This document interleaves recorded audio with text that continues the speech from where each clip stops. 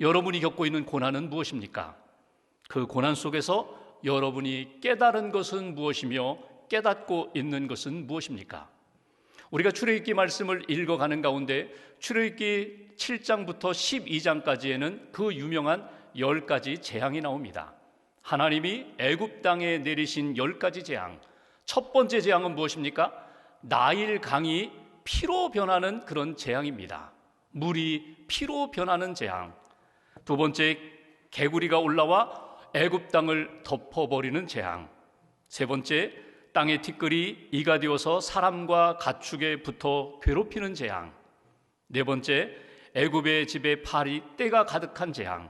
다섯 번째, 애굽의 집에 있는 가축이 병들어 죽는 재앙. 여섯 번째, 애굽 사람들에게 악성 종기가 생기는 재앙. 일곱 번째, 하늘에서 우박이 내려 농작물을 상하게 하는 재앙. 여덟 번째, 메뚜기가 온 땅을 덮고 농작물을 다 먹어버리는 재앙. 아홉 번째, 3일 동안 애굽 땅에 흑암이 가득한 재앙, 어둠의 재앙. 그리고 마지막 10번째, 애굽에 처음 난 것들, 장자들이 죽는 재앙. 이 10가지 재앙을 하나님이 애굽 땅에 내리셨습니다. 여기 나오는 재앙들을 보면은 애굽 사람들이 의지하는 것, 애굽 사람들이 신으로 삼고 살아가는 것, 그 모든 것을 가지고 하나님이 치시는 것을 보게 됩니다. 하나님께서 애굽에 내리신 이 10가지 재앙, 출발은 어디에서 시작되는가? 하나님이 모세를 통하여 내 백성을 보내라고, 내 백성은 하나님 앞에 예배하는 백성이라고, 광야에 나아가 예배해야 한다고, 그렇게 하나님이 모세를 통하여 애굽 왕에게 메시지를 주었는데 그 메시지를 거역함으로 이 재앙이 시작되는 것을 보게 됩니다. 10가지 재앙은 둘로 나눌 수 있습니다. 첫 번째부터 9가지는 간접적인 재앙이고 마지막 10번째는 직접적인 재앙입니다. 그 10번째 직접적인 재앙을 그냥 내리시면 될 텐데 왜 9가지나 이렇게 재앙을 내리시고 마지막에 결정타를 날리셨을까?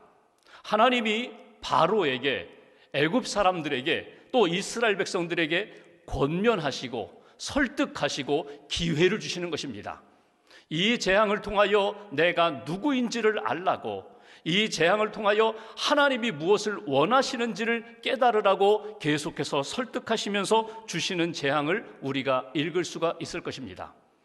우리가 읽은 말씀 출애굽기 8장 22절 후반부를 보면은 하나님이 이 재앙을 내리신 이유에 대하여 선명하게 이렇게 말씀하십니다. 이로 말미암아, 이 10가지 재앙으로 말미암아 이 땅에서 내가 여호와인 줄을 내가 알게 될 것이라. 재앙을 겪으면서 하나님은 어떤 분이신지, 하나님이 원하시는 뜻은 무엇인지, 하나님의 뜻 앞에서 우리가 믿음의 길을 잘 걷고 있는지를 점검하라고, 하나님을 알고 나 자신을 돌아보라고 주신 것이 10가지 재앙이라는 것입니다. 하나님이 누구이신지 이스라엘 백성만 아는 것이 아니라 애굽 사람들도 알고 세계 열방들도 알고 오늘 이 말씀을 읽고 있는 저와 여러분들, 이 시대의 우리들도 재앙의 의미를 통하여서 하나님을 제대로 알라고, 하나님을 제대로 만나라고, 하나님 앞에 믿음으로 회복되는 인생이 되라고 주신 것이 오늘 출애굽기에 나타난 재앙들의 메시지입니다. 오늘 10번째 재앙 가운데 8장은 네 번째 재앙, 파리의 재앙을 말씀하고 있습니다. 여기에 나오는 파리는 아로브라는 단어인데, 여러분 이 아로브라는 단어는 영어 성경을 보시면 어떤 번역에는 dog fly라고 되어 있습니다. 개 파리 이렇게 되어 있습니다. 그러니까 그냥 일반적인 가정집에 등장하는 파리가 아니라 아주 센 파리입니다. 쇠파리 같은 것입니다. 이 파리는 사람을 괴롭게도 하고 가축을 괴롭게도 하고 심지어는 과일을 파먹는 해충과 같은 그런 파리입니다. 이 파리 애굽의 온 집에 가득했다는 것입니다. 그것으로 인하여 힘들게 되었다는 것입니다. 하나님이 주신 이 네 번째 재앙, 넓은 의미로 보면 10가지 이 재앙을 통하여 오늘 우리에게 주시는 메시지가 무엇일까? 먼저 20절 말씀을 봉독하겠습니다. 20절 한 절 같이 봉독합니다. 여호와께서 모세에게 이르시되 아침에 일찍이 일어나 바로 앞에 서라. 그가 물 있는 곳으로 나오리니 그에게 이르기를 여호와께서 이와 같이 말씀하시기를 내 백성을 보내라. 그러면 그들이 나를 섬길 것이니라. 아멘. 지금 하나님의 메시지를 받아 모세가 바로에게 전하는 메시지입니다. 주목할 내용은 내 백성을 보내라 이렇게 말씀하십니다. 내 백성을 보내라는 이 메시지는 처음부터 계속 재앙이 일어날 때마다 모세가 애굽 왕에게 전한 메시지예요. 여러분, 여기에 내 백성이라고 표현하셨어요. 20절 또 22절 23절 오늘 본문 가운데도 계속 반복되는 내용입니다. 내 백성, 히브리어로 암미라고 하죠. 암미, 내 백성. 하나님이 우리를 그렇게 지칭하시는 것입니다. 이스라엘 백성들을 지칭하신 것입니다. 그러니까 이 세상에 많은 사람들과 많은 백성들이 있는데 특별히 아브라함의 후손인 이스라엘 백성들은 내가 선택하고 내가 구별한 내 백성이라고 그렇게 말씀하시는 거예요. 23절 말씀 보실까요? 제가 봉독합니다. 내가 내 백성과 내 백성 사이를 구별하리니. 내 백성 암미입니다.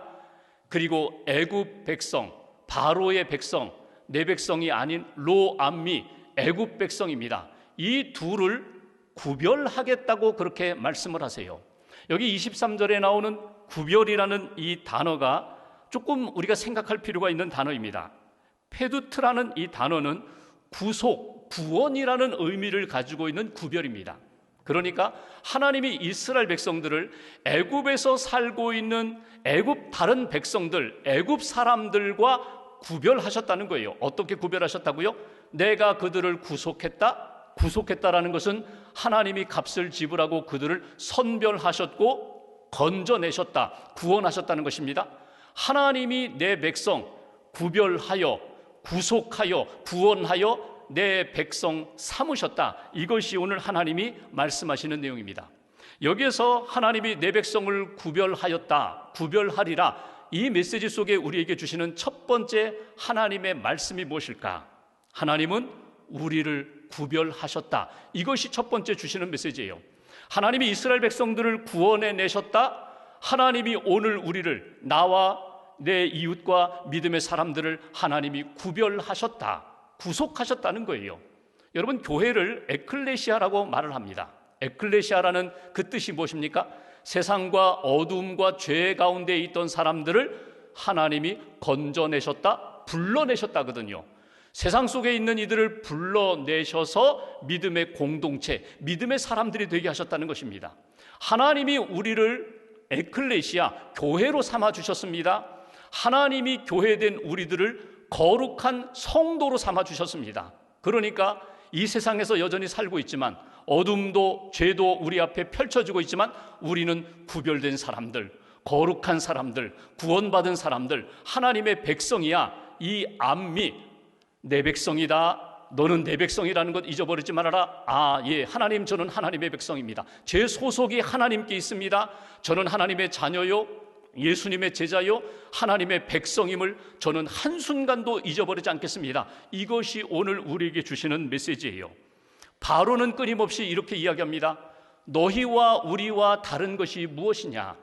이 땅에서 400년 살았다면 너희는 나의 노예지, 나의 백성이지, 애굽 사람과 같은 거야, 이렇게 말할지 모르지만 하나님은 그렇게 말씀하지 않으세요.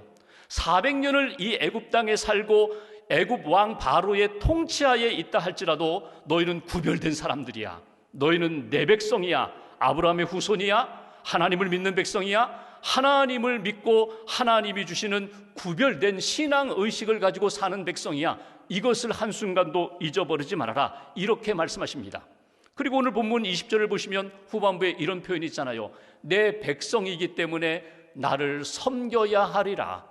내 백성은, 하나님의 백성은 하나님을 섬기고 하나님을 예배하는 백성이라는 것을 한순간도 잊어버리지 말아라. 오늘 첫 번째로 하나님이 이 재앙을 통하여 우리에게 주시는 메시지, 하나님께서 우리 한 사람 한 사람을 구별하셨다는 사실, 나를 구원하셨다는 사실, 나는 하나님의 백성이라는 이 신앙의식을 한순간도 놓치지 말고 주님의 백성으로 믿음 가운데 살아가는 저와 여러분들 되시기를 주님의 이름으로 기원합니다. 두 번째로 21절 말씀 보실까요? 제가 봉독합니다. 내가 만일 내 백성을 보내지 아니하면 내가 너와 내 신하와 내 백성과 내 집들의 파리떼를 보내리니 애굽 사람의 집집에 파리떼가 가득할 것이며 그들이 사는 땅에도 그러하리라. 내 백성을 보내지 않으면 파리떼의 재앙을 내리리라. 애굽 온 집에 파리떼가 가득하리라. 그런데 22절 말씀 한 절을 같이 봉독합니다. 그날에 나는 내 백성이 거주하는 고센 땅을 구별하여 그곳에는 파리가 없게 하리니 이로 말미암아 이 땅에서 내가 여호와인 줄을 내가 알게 될 것이라. 아멘.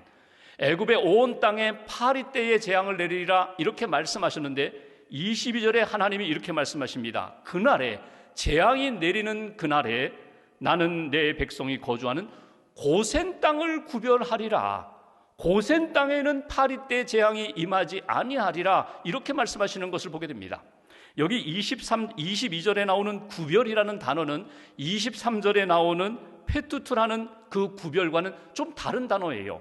원문을 보시면 팔라라는 어원을 가지고 있는 단어예요. 여기에 나오는 구별은 어떤 구별인가 하면 구분한다는 거예요. 따로 떼어 놓는다는 거예요. 따로 떼어 놓고 지키겠다, 보호하시겠다 하는 그런 말씀입니다. 그러니까 애굽의 온 집마다 파리떼 재앙으로 힘든 시간을 보내는 그때에 하나님이 고센 땅만은 내가 구분해 놓겠다는 거예요. 따로 떼어서 보호하고 지키시겠다는 것입니다. 왜 하나님이 고센 땅만은 파리떼의 재앙에서 면제시키셨을까요? 그곳에는 하나님의 백성들이 있기 때문에, 이스라엘 백성, 내 백성이 있기 때문에 내가 구분해 놓겠다. 여러분 창세기를 보시면 이스라엘 백성들이 애굽으로 언제 건너오나요? 요셉이 총리 대신이었을 때에 자기 형제들, 자기 부모님을 모시고 옵니다. 야곱과 형제들을 모시고 와요. 그리고 정착한 곳이 고센 땅입니다. 그 고센 땅에 정착할 때에 그때 애굽 왕 바로에게 이런 허락을 받습니다. 너희들은 유목민이지, 너희들은 목축을 잘하지, 양과 소를 잘 키우지, 그러니 고센 땅에서 목축하며 살아라. 그러니까 목축하면서 고센 땅에서 살았던 것이 이스라엘 백성이에요. 생각해 보십시오. 파리떼의 재앙이 임한다면 제일 먼저 파리떼가 들끓어야 할 곳은 어디일까요? 양이 있는 곳, 소가 있는 곳, 목축업하는 그 땅, 고센 땅이 제일 먼저 파리떼의 재앙을 만나야 할 텐데 그렇지 않았다는 거예요. 애굽 사람들은 이 목축업에 대하여 경멸했습니다. 경시했어요. 냄새나지요. 그리고 그들의 생각에는 이건 천한 사람들이 하는 것이라고 생각했어요. 그런데 하나님이 오늘 이렇게 말씀하십니다. 파리떼의 재앙이 애굽 전 지역에 다 퍼지겠지만 하나님의 백성이 있는 고센 땅은 내가 거룩하게 구별하리라. 내가 구분해 놓으리라. 그곳만은 하나님 앞에서 건강하고 하나님 앞에서 평화로운 땅으로 하나님이 지켜주시겠다. 그렇게 하나님이 말씀하십니다. 여기서 우리가 얻을 수 있는 두 번째 신앙적 교훈이 있습니다. 하나님이 내 백성을 구별하리라, 내 백성을 구분하리라 이렇게 말씀하시면서 오늘 우리가 붙들어야 할 메시지, 하나님은 지금도 고센 땅을 구별하고 계시다는 것입니다. 여러분, 고센 땅이 어디입니까? 믿음의 사람이 있는 삶의 자리예요. 하나님 앞에 예배하며 하나님 앞에 믿음으로 살고자 하는 사람들이 서 있는 그 삶의 자리를 하나님이 구별해 주시겠다, 구분하시며 지키시며 보호해 주시겠다. 여러분, 오늘의 의미로 바꾼다면, 신약적인 의미로 바꾼다면 고센 땅은 어떤 곳일까요? 우리의 피난처는 어느 곳일까요? 예수님이 계신 곳이 고센 땅입니다. 예수님을 믿는 사람들이 믿음으로 무장한 곳이 고센 땅입니다.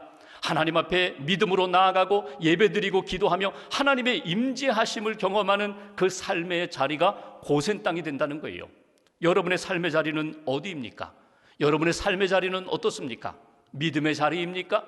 예배의 자리입니까? 하나님의 은혜가 임하는 자리입니까? 아니면 그냥 세상 사람들과 똑같이 애굽 땅에서 문명만 바라보고 편리한 것들만 추구하면서 편안하게 살고자 하는 그런 삶의 자리입니까? 분명한 것은 하나님이 이 땅의 고난과 재난 가운데서 구별된 자리가 있다는 거예요. 믿음의 자리가 있다는 거예요. 고센 땅이 있다는 거예요. 시편에 보면은 물가에 심기운 나무는 때를 따라 열매를 맺는다고 했습니다. 복 있는 사람은 하나님의 말씀을 주야로 묵상하는데 그 사람은 물가에 심기운 나무와 같다. 여러분, 아무리 좋은 나무라 할지라도 사막에 심어놓으면요 메말라 죽어요. 그런데 그 나무가 연약하다 할지라도 물가에 심기우면 그 물을 통하여 생명의 역사가 계속 경험되는 것처럼 우리의 삶의 자리가 고센 땅이 되려면 하나님이 구분하시고 구별하시고 우리에게 생명의 역사를 풍성케 하시는 자리가 되려면 어떠해야 돼요? 믿음의 자리를 지키셔야 돼요. 하나님을 예배하며 하나님이 주시는 은혜를 사모하며 믿음의 길을 걸어가는 삶의 여정이 되어야 한다는 것입니다. 요한복음 15장에 예수님이 이렇게 비유로 말씀하십니다. 나는 포도나무요 너희는 가지다. 너희가 내 안에 내가 내 안에 있으면, 내 말이 내 안에 있으면 무엇이든지 원하는 대로 구하라. 그리하면 이루리라. 열매를 많이 맺으리라. 너희가 열매를 많이 맺고 하나님이 기뻐하시는 영광된 삶을 살게 되리라. 가지가 능력이 있는 것이 아닙니다. 가지가 원줄기에 붙어 있기 때문에, 예수님께 붙어 있기 때문에 예수님과 함께하는 그 삶의 자리가 하나님이 기뻐하시는 생명의 자리라는 것을 너희가 한순간도 놓치지 말아라. 여러분, 고센 땅에 있는 사람들, 하나님의 백성들이 왜 복된 사람들일까요? 하나님이 지키고 계시기 때문에, 하나님이 다스리시고 하나님의 통치를 받고 있기 때문에 하나님이 그 재앙 가운데서 고센 땅에 있는 사람들을 내가 보호하리라, 내가 지키리라. 오늘 여러분 믿음의 길을 걷고자 한다면, 믿음이 성장하고 성숙해 되어서 하나님의 뜻을 이루고자 한다면 여러분의 삶의 자리를 여러분 고센 땅으로 변화시키셔야 합니다. 여러분이 예수 그리스도와 연결되셔서 예수 그리스도의 생명의 역사가 날마다 체험되는 신앙의 자리로 만드셔야 돼요.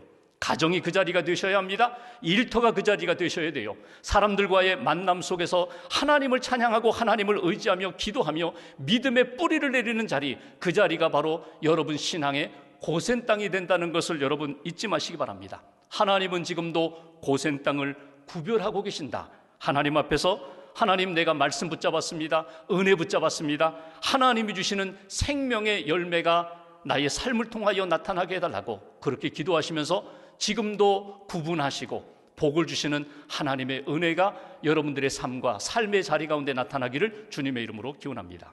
세 번째로 25절 말씀 보실까요? 제가 봉독합니다. 바로가 모세와 아론을 불러 이르되, 바로가 모세에게 전하는 이야기입니다. 너희는 가서 이 땅에서 너희 하나님께 제사를 드리라. 자꾸 예배 드리겠다고 하니까 그래 예배를 드려라. 예배를 드리는데 25절 주목할 단어가 있는데 이 땅에서라는 단어입니다. 애굽 왕 바로가 모세에게 타협안을 제시합니다. 예배 드릴 수 있게 해줄게. 그런데 나가지 마. 광야로 가지 마. 그냥 이 땅에서, 여기에서 하나님을 예배하면 되잖아. 내가 허락할게. 여러분, 이것은 바로가 모세에게 전하는, 제시하는 타협안입니다. 유혹입니다. 어쩌면 이 유혹은 혼합주의의 유혹입니다. 순수한 믿음으로, 아니 광야에 나아가 전심으로 하나님만 바라보고 하나님만 예배하고 하나님만 만나는 그런 예배, 그런 신앙생활이 아니라 이 애굽에서 바로 앞에서 그냥 예배를 드리라는 거예요. 또 하나의 유혹이 있습니다. 타협안이 있습니다. 28절 말씀 보실까요? 28절 한 절을 같이 봉독합니다. 바로가 이르되 내가 너희를 보내리니 너희가 너희의 하나님 여호와께 광야에서 제사를 드릴 것이나 너무 멀리 가지는 말라. 그런즉 너희는 나를 위하여 간구하라. 여기 주목할 것은 그래 너무 멀리 가지는 말라. 그래 광야로 가겠다고? 그래 그렇다면 나가라. 대신 너무 멀리 가지는 말라. 애굽에서 멀리 떨어지지 말라는 거예요. 우리는 3일 길쯤 4일 길쯤 가가지고 광야에서 하나님만 바라보고 예배하고자 한다. 애굽을 떠나고자 한다. 그러는데 바로의 타협안은 멀리 가지 마. 멀리 가지 마. 곧 돌아올 수 있는 그 정도 거리만 가. 내가 관장할 수 있는 거리만 가. 너무 멀리 가지 말아라. 여러분, 이 유혹은 적당주의의 유혹입니다. 혼합주의의 유혹과 적당주의의 유혹. 신앙생활 하는데 오직 하나님만 붙잡고 하나님만 바라보고 신앙생활하며 예배드려야 되는데 그냥 여기에서 두 마음을 품고 그냥 멀리 가지 말아라. 그냥 형식적으로 한번 예배드리면 되잖아. 다시 돌아오면 되잖아. 이렇게 제시하는 유혹에 대하여 오늘 모세는 무엇으로 대답을 합니까? 여기 보시면 26절 27절 말씀 보실까요? 제가 26절 앞부분 보겠습니다. 모세가 이르되 그리하면 부당하니이다. 합당하지 않습니다. 하나님의 뜻이 아닙니다. 노라고 거절을 해요. 27절 끝부분을 보실까요? 우리 하나님 여호와께 제사를 드리되 우리에게 명령하시는 대로 하려 하나이다. 하나님의 말씀대로, 하나님의 명령대로 그대로 순종해야 합니다. 이것이 하나님의 백성 암미, 하나님의 백성된 우리가 하나님 앞에 예배하며 신앙생활해야 할 모습입니다. 여러분, 여기에서 주시는 세 번째 메시지가 있어요. 하나님의 백성된 우리가 정말 하나님이 기뻐하시는 예배자로 구별된 삶으로 하나님 앞에 살고자 한다면 항상 잊지 말아야 할 것이 있다는 것입니다. 그건 하나님의 백성됨의 의식을 가지고 우리 모두가 하나님의 백성은 구별된 삶을 살아야 된다. 언제 어디서나 하나님이 기뻐하시는 대로 구별된 믿음의 인생이 되어야 하고, 구별된 예배가 되어야 하고, 구별된 헌신이 되어야 한다. 이것이 오늘 우리에게 주시는 메시지예요. 지금도 혼합주의의 유혹이 우리에게 계속 찾아옵니다. 그냥 즐기면서 신앙생활해, 편안하게 신앙생활해, 두 마음으로 하나님만 의지하지 말고 세상도 붙잡고 신앙생활해. 혼합주의의 유혹이 있고 적당주의의 유혹이 있어요. 혹이라도 우리 가족 가운데 누가 열심히 신앙생활하고 열심히 양육받고 열심히 헌신하고자 한다면 너무 깊이 들어가지 마, 너무 깊이 빠지지 마. 그러면 곤란해, 그러면 불편해. 요 정도만 해. 주일 예배만 드려. 나 자신이 신앙생활하며 섬기다가 때로는 상처를 받으면 마음에 굳게 결심을 하죠. 다시는 더 이상 깊이 들어가지 않으리라, 적당하게 신앙생활하리라. 여러분, 이것은 사단의 유혹입니다. 하나님이 우리에게 원하시는 것은 전심으로 하나님을 섬기기를 원하시고, 주님만 바라보고 예배하기를 원하시고, 거룩성을 지키면서 하나님 앞에 신앙생활하기를 원하세요. 분명한 것 하나가 있습니다. 혼합주의와 적당주의를 가지고 신앙생활하면은요, 우리의 신앙은 점점 약해지고 병들 수밖에 없다는 거예요. 하나님이 우리에게 원하시는 뜻이 무엇인가? 모세를 통하여 우리에게 주신 말씀처럼 세상의 유혹에 대해서는 단호하게 노라고 거절하고, 하나님의 말씀에 대하여 명령에 대해서는 힘들고 어렵더라도 내가 그 뜻대로 살겠습니다, 예스로 응답하면서 순종하는 인생, 그 인생이 하나님의 백성다운 삶의 모습이라고. 오늘도 우리의 삶에 고난과 많은 어려움과 문제들이 있습니다. 그 고난과 문제 속에 하나님의 메시지가 반드시 있어요. 그 메시지를 귀 기울여 들어보세요.